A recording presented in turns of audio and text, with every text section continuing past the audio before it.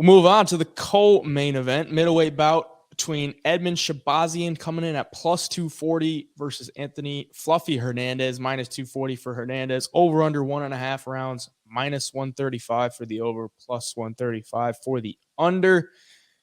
This is an interesting fight because Edmen Shahbazyan 2-3 in his last 5, and Fluffy Hernandez coming in with a good winning streak here. But Shahbazyan came into the UFC, pretty young, and then looked like an absolute world beater, and then fought Derek Brunson, where he was a minus 400 favorite, and then lost his next 2 against Hermanson and Imavov, and then comes back after a year off, and they give him a layup with Dolce Lungiambula, and I honestly wasn't that impressed. I mean, he was a minus 305 favorite coming off of 3 losses against a Dolce Lungiambula, who doesn't have a great record in the UFC. He was also coming off 3 straight losses, and you kind of expect him to run through him, and he got the finish in the second round, but it didn't look like a clean performance.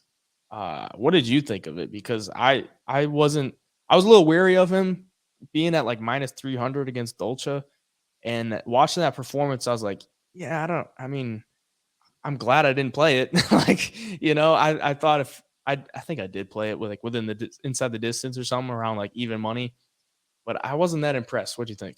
Yeah, I took Shahbazyan by KO in that fight just because, just fading Dolce. But what I think happened is maybe a little bit of ring rust mixed in with the fear that I cannot lose this 4th fight in a row or I'm probably getting cut from the UFC. So I think that played a factor in that first round, and he wasn't that aggressive. But once he got his hands going, he did find the KO. But again, it wasn't like an overwhelmingly impressive KO performance by any means.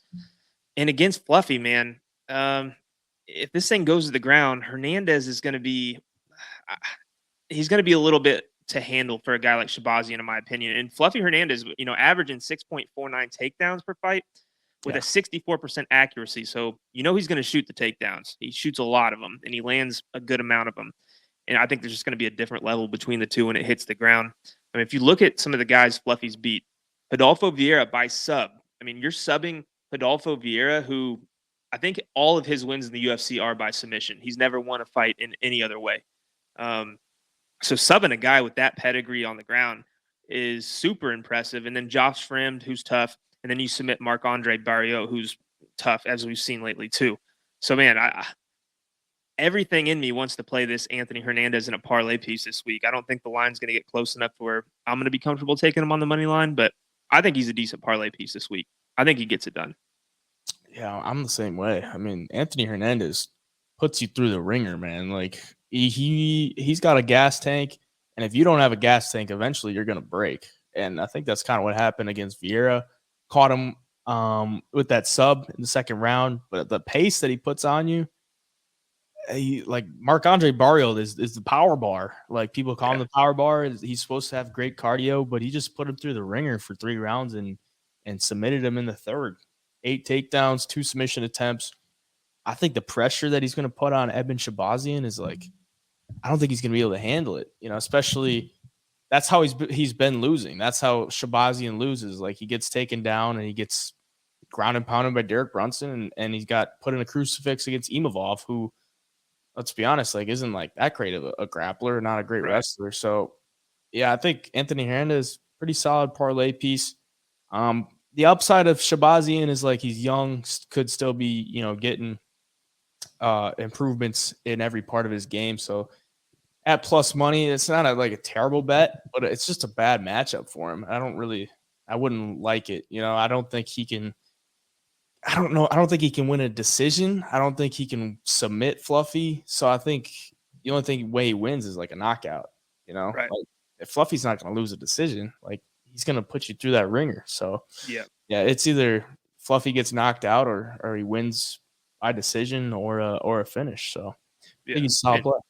Yeah, and even like Shahbazyan's last fight, coming back to that, him being hesitant, I think, not wanting to take that 4th loss in a row. It's like now you mix that in, a little bit of that with the fear of being taken down and trying to stuff these takedowns. Like, I mean, do we even see him get his hands going in this fight? I'm kind of skeptical right now that he even does. I think Fluffy, has a clear path to victory here, and all he's got to do is not get caught, get in close, get in the clinch, and do what he does. So yeah, I think it's Fluffy all day. It's like last week when I had Gabe Green over 1 takedown. And I was like, the only way this doesn't hit is if he gets knocked out within the first minute. He goes out there and gets knocked out in 15 seconds. So it's MMA. It could happen, but I'm gonna bet he doesn't.